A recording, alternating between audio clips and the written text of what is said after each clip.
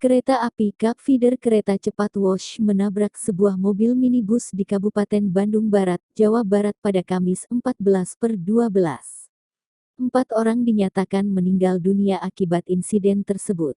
Peristiwa kecelakaan itu bermula saat kereta api feeder melaju kencang dari arah stasiun Padalarang menuju stasiun Bandung. Di saat bersamaan, minibus tengah melaju perlahan dari arah desa Cilame menuju kota Cimahi. Sesampainya di perlintasan rel kereta tanpa palang pintu, kendaraan yang ditumpangi 6 korban itu melintas.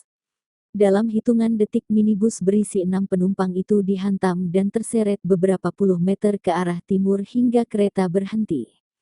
Korban meninggal dunia akibat kecelakaan feeder kereta cepat Wush di perlintasan kereta Jalan Ciharas Has, Kampung Sumurbor, Desa Cilame, Kabupaten Bandung Barat KBB, Jawa Barat berjumlah 6 orang, 4 dinyatakan meninggal dunia dan 2 korban dalam kondisi kritis.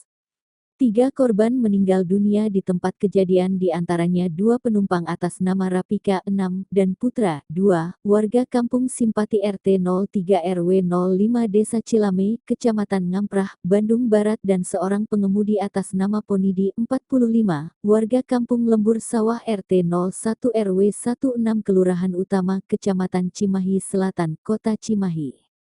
Sementara 1 korban meninggal dunia di RSUD Cibabat diketahui atas nama Neneng Rusmayanti, 49, warga Kampung RT 03 RW 05 Desa Cilame, Kecamatan Ngamprah, Kabupaten Bandung Barat.